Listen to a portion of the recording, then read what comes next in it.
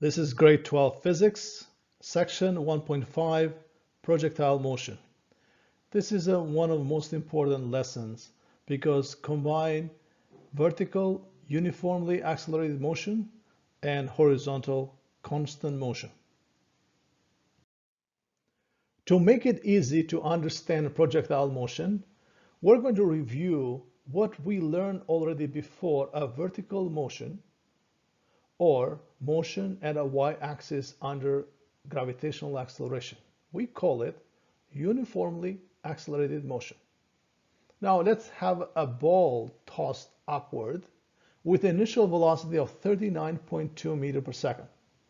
Why did we choose 39.2? You're going to see later how that velocity will change after 4 seconds.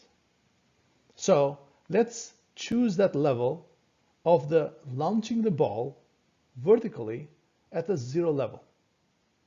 Now, using two formulas, final velocity on y-axis is equal to initial velocity on y-axis plus ay delta t.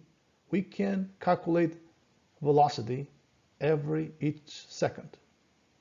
And using this formula, delta dy is equal to v initial y delta t plus half of the ay delta t squared, we can calculate position after every second. Let's start. So it starts with a 39.2 meters per second, and after 1 second is going to change to 9.8 meters per second is the gravitational acceleration. So that means that 39.2 up plus minus 9.8 meters per second times 1 is going to be 29.4 meters per second. And using other equation of displacement, you're going to see that is 39.2 meters per second times 1 second plus half of the minus 9.8 meters per second square times 1 square, 1 second square, which second square and second square cancel, and you're going to get 34.3 meters. You can try that in your calculator to see how you get it. Then after 1 second, you're going to see that velocity will change from 29.4 to 19.6. Where this come from is going to change another 9.8 meters per second. But since the direction of the velocity is up and direction of the acceleration is down, that is going to slow down with a rate of 9.8 meters per second per second. And displacement, using the same formula, you're going to have 58.8. Now after 1 second, you're going to have another 9.8 decrease, which will end up 9.8 meters per second using this formula. Then another second is going to be less than 9.8. That means 9.8 minus 9.8 is equal to 0. And displacement is going to be 78.4 meters, and you can easily calculate that by using 4 seconds as a time. So initial velocity is 39.2 times 4 seconds plus half of the minus 9.8 meters per second square times 4 seconds all squared. Then you're going to see that answer would be 78.4 meters. So take a look. At the beginning is going to slow down at the same rate, 29.4, 19.6, 9.8, and 0. However, displacement is going to be different because at beginning is going to be bigger velocity, bigger displacement. Then as the velocity decreases, displacement decreases, and it's going to reach at the point 78.4 meters, and that would be a maximum height. How do we know that is maximum height? Because in value of final velocity, value of the velocity at that point is 0. So at this point, the ball will stop for a fraction of a second and is going to fall back down. Now I want you to remember those two numbers, 78.4 and 39.2, because ball from this point is going to fall right back where it started. So after reaching that height, or if you are at that height and drop the ball, which is the same thing, then the ball will undergo accelerated motion, vertically, uniformly accelerated motion. So let's label that as 0, 0. That is a start from free fall from that position. And then after 1 second, we know exactly what is going to happen to a velocity and to a displacement using those both formulas. For velocity is going to be 0 plus 9.8 meter per second down times 1 is going to be 9.8 meter per second down. For displacement, it's going to be 0 times 1, 0, plus half of the 9.8 meter per second down times 1 is 9.8 meter per second down, divided by 2, it's 4.9 meter. Another second is going to be another change in velocity by another 9.8 meter per second down, which will make 19.6 meter per second. And then the displacement is going to be 19.6, and after 3 seconds is going to be another 9.6 increase, and displacement using that formula for 3 seconds. You can plug that in a calculator if you want to try it, and is going to give you 44.1. And finally, after 4 seconds, it's going to reach where it started. It is going to be 39.2 meter per second, and the displacement is going to be 78.4 down from this reference level. So it's going to be exactly the reverse of if that you toss that ball upward. If you build position time graph, but this time with a 3 seconds reaching the maximum point, if you see that at a 3 second it reaches the maximum point where the velocity is 0, you're going to see that the velocity changes by 9.8 as displacement is changing in a different way. So it's going to increase and it's going to reach the maximum and it's going to fall down. How do we know that it's going to decrease? So from 29.4 is going to decrease for 19.6, and it's going to decrease by 9.8 meter per second. That's very simple actually. You can draw a tangent at that point and you're going to see the tangent is going to be less steep than before. And at the point 3 seconds when velocity is 0, so you're going to see that slope of the horizontal line is 0. That's what slope of that tangent represent velocity. And if you continue on the other side of that graph, so when the ball will fall down, it's going to be 9.8 meter per second downward, so minus 9.8 meter per second. And how do you know it? By drawing a tangent at that point, and then you're going to see that it's going to be steeper.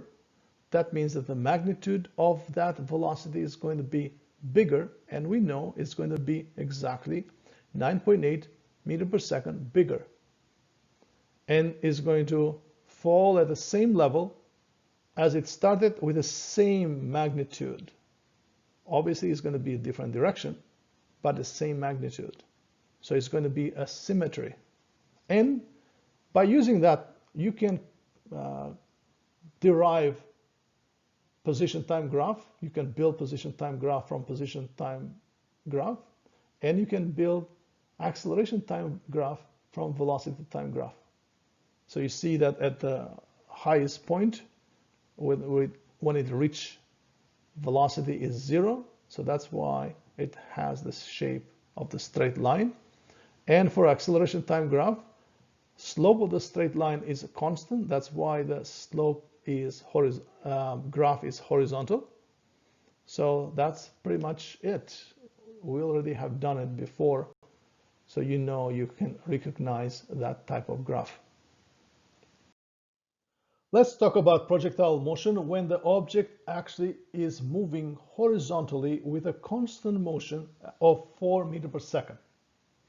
So why is constant horizontally? Is because there's no reason to accelerate. There's nothing, air resistance is negligible, is in an ideal situation, so nothing is slowing down or speeding up horizontally. However, vertically, there's a gravity. It's always gravity. So that means that vertically is going to be exactly what we already learned in a free fall. It's going to be accelerated motion. Every second is going to accelerate exactly what is going to happen. So projectile motion is a complex motion between horizontal constant motion and vertical uniformly accelerated motion.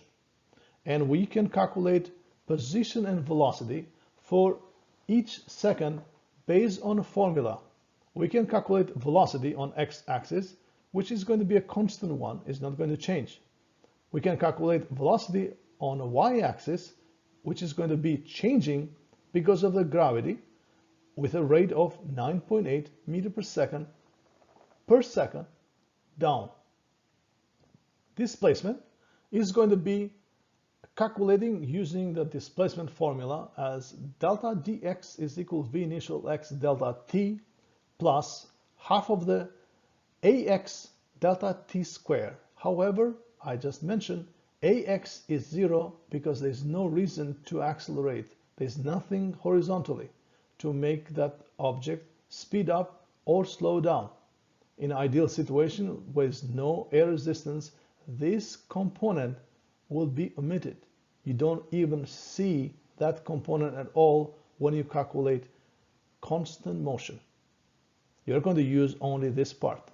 For accelerated motion, you're going to use entire thing because acceleration is 9.8 meters per second square down. Okay, so after 1 second, what is going to happen? After 1 second is going to be velocity is going vertically is going to change while horizontally is not. It's going to change at a rate of 9.8 meters per second. And displacement, as we already did before, with a 0 times 1 times half of the 9.8 meters per second down times 1 square, which make 9.8 meters per second, divided by 2 is 9.8 meters per second square times second square and second square and second square cancel. That will make 9.8 meter divided by 2, 4.9. Horizontally is going to be V initial, which was 4 meters per second times 1 second, second and second cancel, then it's going to be 4 meters. Now after 1 second, it's going to be pretty much the same change horizontally, another 4 meters, and vertically is going to be 19.6 meters.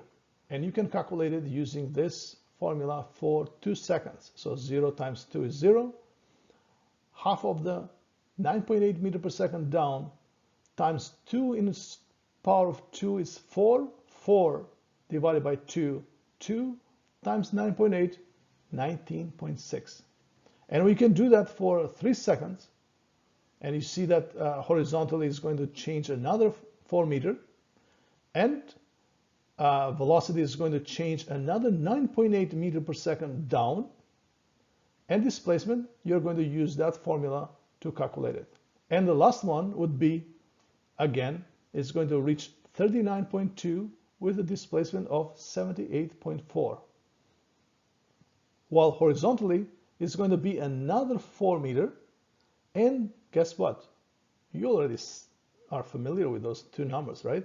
78.4 displacement and 39.2 after 4 seconds as a final velocity on a y-axis. So, with other words, we can say that vertically is going to be exactly like that horizontal component doesn't exist at all. So they are totally independent from each other. The only thing that they have in common is time, 4 seconds, 3 seconds, 2, 1, 0. That means time of fly, time of motion.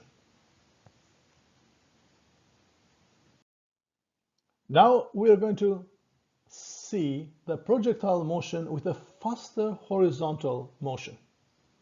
It was 4 meters per second, now it's 6. And let's see how that motion will look like. After 1 second, it's going to be 6 meters because 6 times 1 second is going to 6. So horizontally, it's going to be a simple formula, as we already mentioned. So what about vertically? Vertically is not going to make any change at all because that's the same gravity. And after 1 second, the velocity is going to change at the same rate, 9.8 meters per second down with a y-axis. And displacement is going to be exactly 4.9 meters down.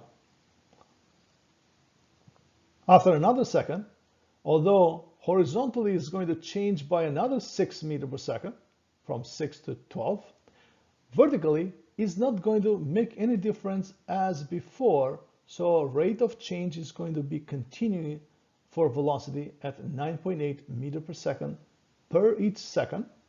Now it's going to reach 19.6, and the displacement using that formula is going to be 19.6, and you already have seen that before. And after 3 seconds, it's going to reach another 9.8 meters per second velocity down, and displacement is going to be 44.1 meters, while horizontally it's going to be at exactly a constant motion, exactly the same change, another 6 meters horizontally. So the last one would be after 4 seconds, it's going to be another 9.8 meters per second increase. That will make final velocity after 4 seconds 39.2 and displacement 78.4. Guess what? Is exactly that displacement and velocity, vertical displacement and vertical velocity that we already seen as a free fall or at the projectile motion with a 4 meters per second. So that makes us think that those two motion will be exactly the same vertically because they are under exactly the same gravity moving under. However, horizontally is going to be a bigger displacement, as you see is more stretched, that trajectory. If the ball is moving at a certain direction in a deep space, when there's no gravity there, what is going to happen? This ball is going to continue to move at a straight line at a constant velocity because there's no reason to change either direction or magnitude. However, we are talking about on Earth. So there is gravity acting on it. So that gravity is going to affect a vertical motion of that object the same way as before. So that means that we chose two components just for illustration, and we chose those components to be out of scale. So vertical one is plus or positive 19.6 meters per second, and horizontal one is going to be 4 meters per second. Now, what will happen after 1 second? After 1 second, the ball is going to displace downward with a 4.9 meter, and velocity is going to be affected exactly with a 9.8 meter per second downward. So velocity from 19.6 positive direction is going to be minus 9.8 is going to be 9.8 meter per second. Now, next one after 1 second, again from the position that there's no gravity, this motion is going to be pulled down, and the velocity was plus 9.8 is going to be affected by the same rate, minus 9.8 per second. So that means 9.8 meter per second minus 9.8 is going to be 0 meter per second. So we're going to have only x component while the y component is 0. After 1 second, it's going to be pretty much the same thing. Displacement from that no gravity line is going to be displaced by 44.1, and you can calculate it using that formula. And velocity is going to be affected again by gravity by 9.8 meter per second downward, which makes minus 9.8 meter per second. So after is going to be, you see that symmetry for 1 second and 3 seconds. Velocities are going to be up 9.8 meter per second, and velocity here is going to be down 9.8 meter per second, while the horizontal component is not going to be changed. So after another second, from that non-gravity line, the ball is going to be displaced exactly 78.4, and remember that number, it's very common now, it's very well known, and the velocity is going to be affected by minus 19.6 meter per second. So if you see that value at this point is exactly symmetrical with the value of this point when we have 19.6 positive and we have 19.6 negative, and horizontal is the same, so the magnitude of final velocity is the same. If we analyze two types of motion, vertical free fall and projectile motion, you're going to see that they undergoes under the same gravity. That means that the vertical component of both are going to be affected exactly the same because both of those are under the same gravity. However, horizontal component is going to stay exactly as it were, because horizontally this is not affected by gravity. So the object that you throw horizontally will experience the same vertical motion as the object that falls down in a free fall. Amount of time it takes for a projectile to complete its motion is known as the time of flight, and it is exactly the same for a free fall and for projectile motion. So both motions are under the same gravity, and they are going to reach the ground exactly the same way. And displacement, it is pretty much the same. If you take a slow motion picture or video or a picture for every fraction of the seconds, you're going to see the position of the ball in a free fall or in a projectile motion vertically is going to be exactly the same. So after a certain second, it's going to be exactly the same for ball to be displaced vertically under the same gravity. The motion of the projectile under gravity is called projectile motion. The trajectory of the projectile is called parabola, and parabola is a graph. Position graph, not position time graph. Position horizontally and position vertically.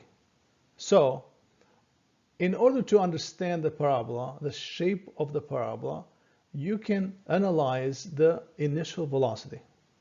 And you can resolve initial velocity in two components, on x component and on y component. Y component is going to affect maximum height. So at a maximum height, y component is going to be 0. Y component of velocity is going to be 0. So it is the point where that object will stop for that fraction of a second and is going to fall back. Now, x component is going to affect what we call horizontal distance traveled by a projectile, as we know it to be called the range. Range is between start and end. Start horizontally and end horizontally. Now, vertically, sometimes parabolas have the same vertical displacement. So, for example, this parabola starts at 0 and end up at 0. It's a fully symmetric. However, there are other parabolas that may start at a certain point, at a certain vertical displacement, and is going to end up to 0 displacement, for example, in this case. However, range is the same, where the start horizontally toward where the end horizontally. There's a special case when you calculate the range of the projectile motion. If the initial and final position of the projectile motion are at the same reference level, so that means there is no change on the y-axis, then to calculate the horizontal displacement delta dx, or a range, we can calculate using formula r is equal to v initial square sine 2 theta divided by g.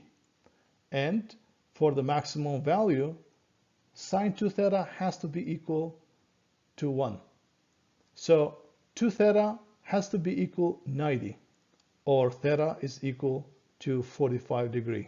So if you take a look, you can calculate using that formula.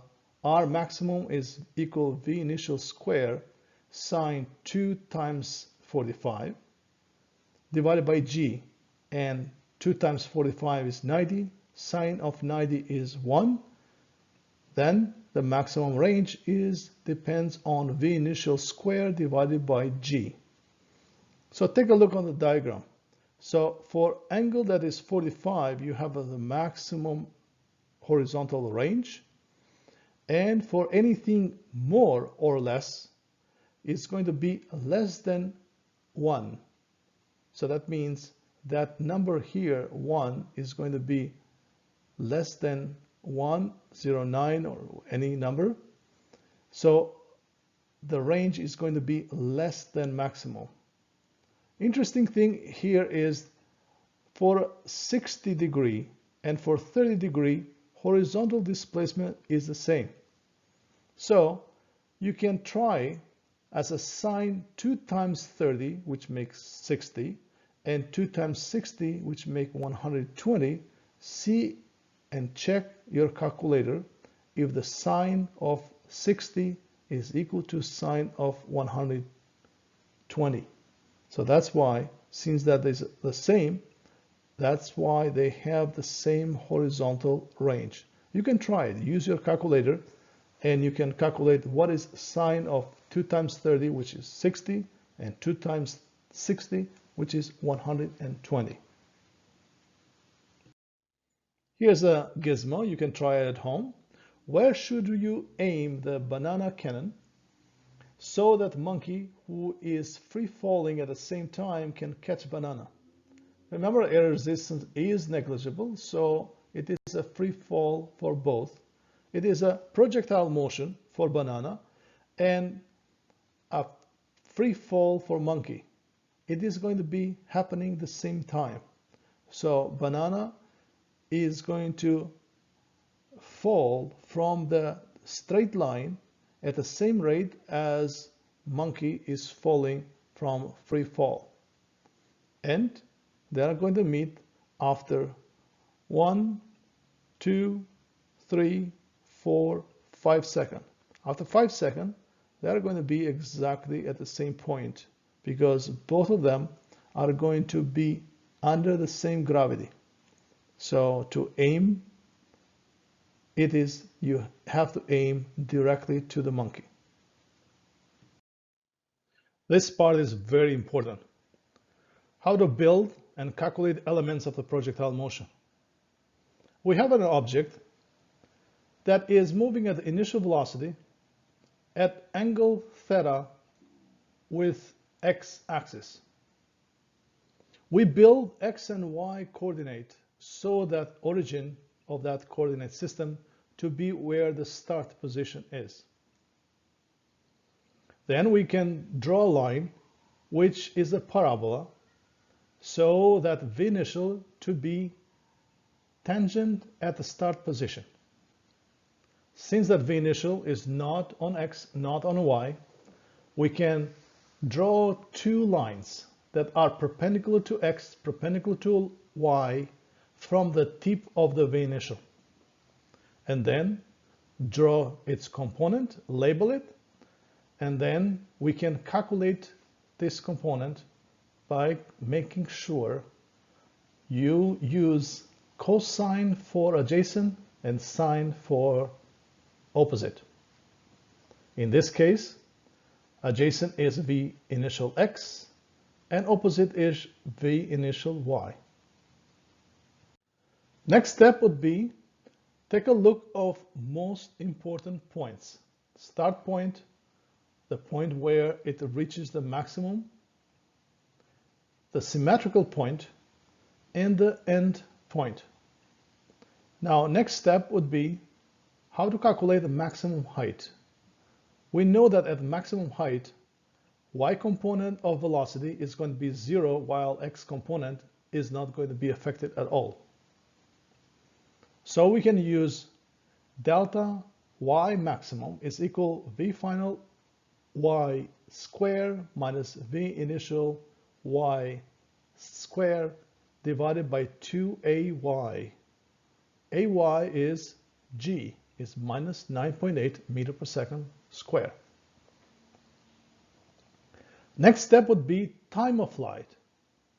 So it's a time that object is on air, in the air. So starting from the start point, reaching the maximum, coming back to the symmetrical point, and falling down to the ground.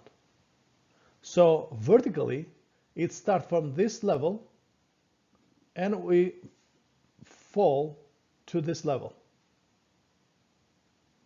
So that's why the vector delta dy start where the start position is toward ground. The direction is opposite of the positive, so that's why delta dy is negative. Now, since that involved delta dy, we can write a formula. Delta dy is equal to v initial y delta t plus half of the ay delta t square. Now, we can move this component with a t square at the front. We move v initial y delta t in the middle, and we move delta dy to another side of the equation. That becomes negative, and that is the form of the equation. Half of the ay delta t square plus v initial y delta t minus delta y equals 0. Then this is exactly like the second degree equation when we have ax squared plus bx plus c is equal 0.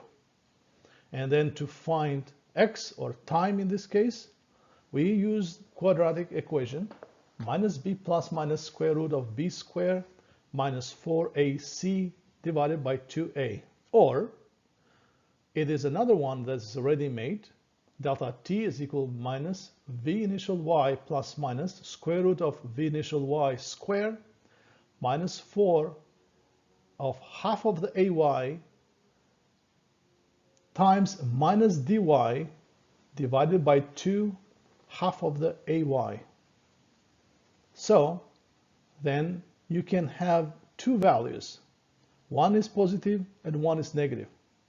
You are going to ignore the negative value because negative time doesn't make sense. And you're going to take only positive time. I want to draw your attention to sign of the delta dy. Make sure that is negative, and when you move to another side of the equation, that becomes positive. So negative and negative, that becomes positive.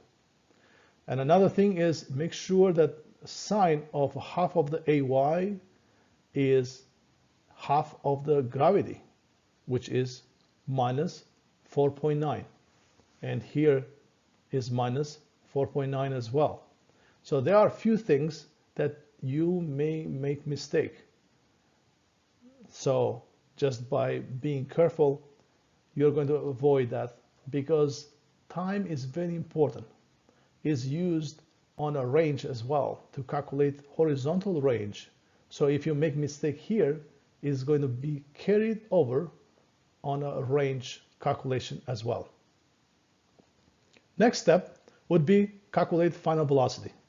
We know that final velocity on x component of final velocity is the same as x component of initial velocity, because it never changes.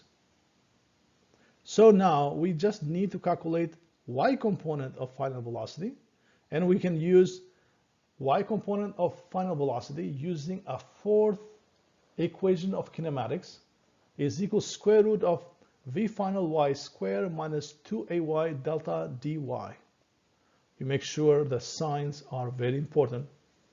Negative sign for ay and negative sign for delta y, which makes that positive, and positive sign for v initial y.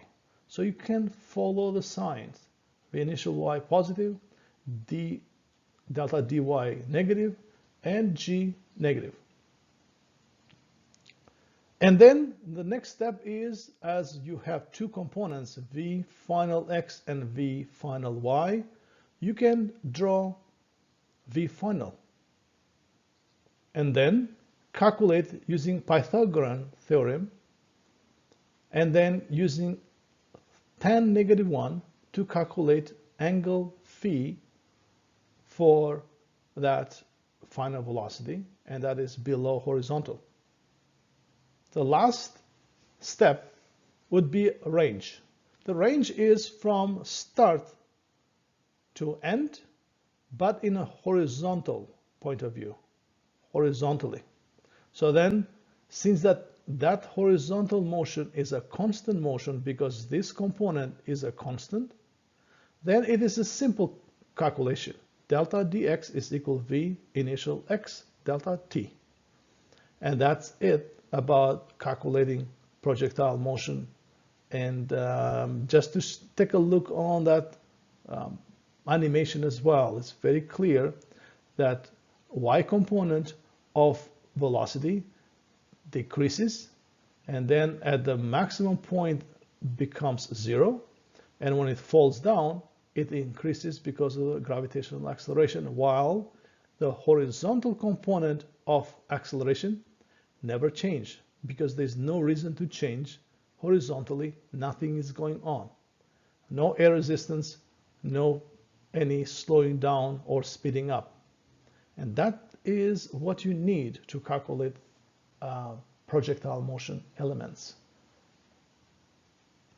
Let's do some practice problem involving projectile motion. A soccer player kicks a soccer ball with a velocity of 9.4 meters per second at the angle 60 degrees above horizontal. Determine the ball's time of flight, delta t. So we have v initial 9.4, we have angle 60 degrees, and time is required. So in order to calculate time, we need to use delta dy is equal to v initial y plus half of the ay delta t squared. So that means we need y component of initial velocity. So v initial y is equal to v initial times sine theta. That is equal to 9.4 times sine 60 is equal to 8.14 meters per second. So delta dy is equal v initial y delta t plus half of the ay delta t squared is equal 0, because it starts and ends to the same horizontal level. That means that vertically it does not displace between start and end. So it's 0. Delta dy, or change on vertical position, is 0.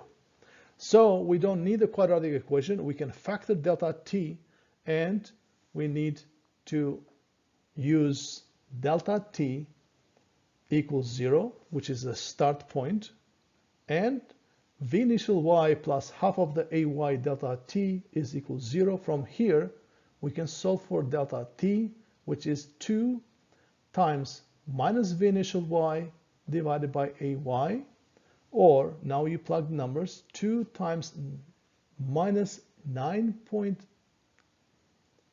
2 times minus 8.14 divided by minus 9.8. And if you do that calculation, that will give you 1.66. To calculate horizontal displacement delta dx, you need v initial x. So we can calculate that v initial x is equal v initial cosine 60, which is 9.4 times cosine 60 is 4.7. Next step would be calculating a horizontal displacement, which we can use the formula that we use for any accelerated motion. So delta dx is equal v initial x delta t plus half of the ax delta t square. However, you don't really need that second component because ax is 0. There is nothing horizontally to make it. So that is component here is 0. And the next one would be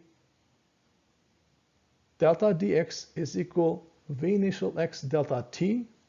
And if you plug those numbers, 4.7 meter per second and 1.66 second that we already calculated at point A, we can get delta x is equal 7.8 meter. The next one is maximum height, is where the final y component of final velocity is 0. While initial we know already is at 8.14, and we know final velocity on a y-axis is 0, then we are ready to calculate what would be a maximum height. So 0 minus 8.14 squared divided by 2 times negative 9.8. Negative up and negative down will make it positive. So the displacement is on a positive direction. And we do a calculation and we get 3.38. Here's another projectile motion practice problem. A helicopter flying at a velocity of 25 meters per second at an angle of 37 degrees above horizontal drops a supply package from 100 meters directly above the raft. How long is the package in air? So let's start what is given, what is required. We have v initial 25 meters per second. Angle theta is 37. Delta dy is negative 100 meter. Remember, the delta dy start from where it starts and end to the ground. That is direction, is negative because positive is up. And delta t is required. So first we need to get those components. V initial y is equal v initial times sine 37, 25 meters per second times sine 37 is equal 15 meters per second. And then you can calculate delta dy is equal v initial y delta t plus half of the ay delta t square. So then we can rearrange this equation by moving delta t square in the front and delta t in the middle, and move delta dy on another side of the equation. That becomes negative. So that is going to be half of the ay delta t square plus v initial y delta t minus displacement, vertical displacement y equals 0. Next step would be using a quadratic equation. So minus b plus minus b squared minus 4ac divided by 2a. Then we can plug those numbers. Remember, do not use v initial. You have to use v initial y. That is a common mistake people do all the time. Instead of using v initial y, they use v initial and the answer would be wrong. So delta t is equal minus 15 meters per second plus minus square root of 15 meters per second square, all square, minus 4a, which is minus 4.9, and delta dy, which is minus 100, that means plus 100, divided by 2 minus 4.9, which is a, that is giving you two values. If you plug those values in the calculator, you'll get two answers. One is negative 3.24 second, and one is positive, is 6.3 second. Obviously, you're going to get positive value because negative time doesn't make sense. Here's a practice problem. A golfer drives a golf ball from the top of the cliff 30 meters above the ground with an initial velocity of 22 meters per second at an angle of 50 degrees above horizontal. Determine the ball times of flight, delta t. What we have is a initial 22 meters per second. Is theta, angle, is 50 degrees above horizontal. Delta dy minus 30 meters, and delta t is required. Let's get those two components of V initial. V initial y is V initial sine 50, which 22 times sine 50 is 16.85, and V initial x is 22 times cosine 50 is equal 14.1.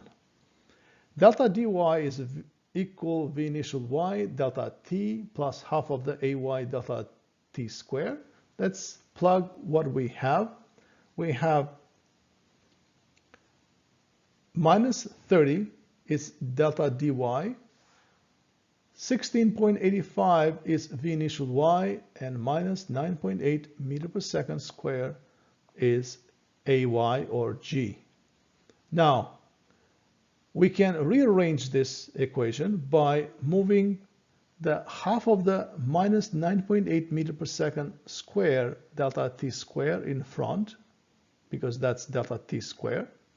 So half of 9.8 is 4.9 delta t square plus 16.85 delta t. Then when we move minus 30 to another side of the equation, becomes plus 30. That is equal to 0. Then we can use minus b plus minus square root of b squared minus 4ac divided by 2a. The same thing, we plug those numbers in that equation, second degree equation, to find two values, one positive, one negative. We ignore the negative value and we can keep that only positive value, which is 4.73 seconds. Now we can determine the range or horizontal displacement. We have V initial 22 meters per second. We have delta t that we just calculated, 4.73 seconds, and delta dx is required. We already have calculated this. V initial x is equal 14.1 meters per second. And then we can have delta dx is equal V initial x times delta t. We have both. 14.1 is V initial x, and 4.73 is delta t. And then we can calculate it, delta dx is equal 66.7 meters. Determine the maximum height from ground, delta h. So delta h is delta y max plus delta y. So let's start what we have. We have V initial y 16.85. Angle is 50. Delta y max is what we need to calculate first, and delta h we calculate after, just adding delta dy. So we know at a maximum point, at the maximum point of the delta y max, that is when V final y is 0. So that's why V final y is 0. That will serve us to solve for delta y maximum, which is 0 minus V initial y, already we have it, 16.85 meters per second, all in the power of 2, divided by 2 times negative 9.8 meters per second square. And if you plug that in the calculator, you'll get 14.5. And then you add 30, which is delta dy, and we'll get 44.5 meters. Next step and final step is to get a final velocity before it hits the ground, magnitude and direction. So what do we have? V initial y is already calculated, 16.85. V initial x, 14.1. Delta dy minus 30. What we're looking, final velocity with angle, with that direction. So in order to calculate final velocity, we need two components. So in order to calculate final velocity, we need v final x, which is the same as v initial x because they never change, and we calculate v final y. So you don't need to calculate v final x because it's already 14.1. Then we can calculate v final y, which is a v initial y plus 2a y delta dy. We have everything to calculate it. So v final y is the square root of v initial y squared plus 2ay delta dy, 16.85 squared plus 2 times negative 9.8 times negative 30. And then you plug those in the calculator and you get 29.53 meters per second. So after getting this, we can calculate angle. An angle is tan negative 1 of opposite over adjacent. And opposite is 29.53, we just calculated. And adjacent is the small x component, is 14.1, and angle is 64.5 below horizontal. Angle V. Then V final is equal square root of V final x squared plus V final y squared is equal square root of 14.1 meters per second squared plus 29.53 meters per second all squared. Then V final is 32.7 meters per second, 64.5 degree below horizontal. This is the last practice problem for this lesson. A golfer sent a ball over a tree which is 3 meters high. This tree is 14 meters away from a golfer. The ball lands on a green at the same level from which it was struck after traveling a horizontal distance of 17.8 meters. If the ball left the club at 54 degrees above horizontal and landed 2.24 seconds later, what was its initial velocity? Now we have delta t is equal to 2.24 seconds, angle is 54 above horizontal, position of the tree, it is delta d1 x 14 meter, and delta x, which is a horizontal displacement or a range of the projectile, is 17.8 meter. V initial is unknown. Now V initial, to find the V initial, we can draw its component. Then you know that V initial x is already adjacent of V initial. So in order to find V initial, we can find V initial x first because we do have the values, we have data for it. V initial x is the responsive for horizontal displacement. We do have horizontal displacement, the range, and we have a time. Since that is a constant velocity, it is easy to calculate. So V initial x is delta dx over delta t. It's a 17.8 meter divided by 2.24. That makes initial velocity, x component of initial velocity of 7.95 meter per second. Now, when we have adjacent of 54, we can calculate hypotenuse, which is V initial. So V initial is adjacent over cosine theta, which is V initial x over cosine theta. That is equal to 7.95, we just calculated it, divided by cosine 54. That is equal to 13.5 meter per second. That is initial velocity.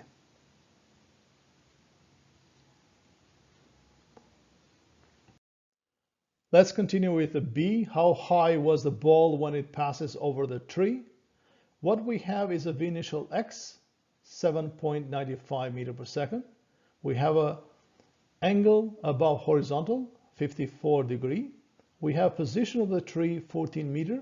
And what we're looking for is exactly the height of the ball up top of the tree. So in order to find that height, you need time when the ball arrives here. But that will help the horizontal displacement is easier to find the time because it's a constant motion. So we know the position of the tree. We know the x component of initial velocity. We can find time. So time is equal delta d1x divided by v initial x. 14 divided by 7.95 will give you 1.76. So once you have time, we can calculate displacement. Delta y of the tree when the ball is right above the tree is equal v initial y delta t1 plus half of the ay delta t1 square. But we don't know v initial y. But take a look. The v initial y is the opposite of the angle and v initial x is adjacent. So know that tan is opposite over adjacent. That tan theta is equal v initial y divided by v initial x. We can solve for opposite, which is v initial x times tan 54 degree will give you 10.9 meter per second. Then we go back to that equation and we can plug numbers. V initial, it is already, y is already found, is 10.9 meter per second. Time is 1.76 second. G or ay is minus 9.8 meter per second square. Time is 1.76 second, all in the power of 2. And we plug those in the calculator and we get 4 meter, which is well above 3 meter high. So the ball will pass over the tree and is going to land successfully on that green. So this is it about projectile motion. I hope you learned. I hope you enjoyed it.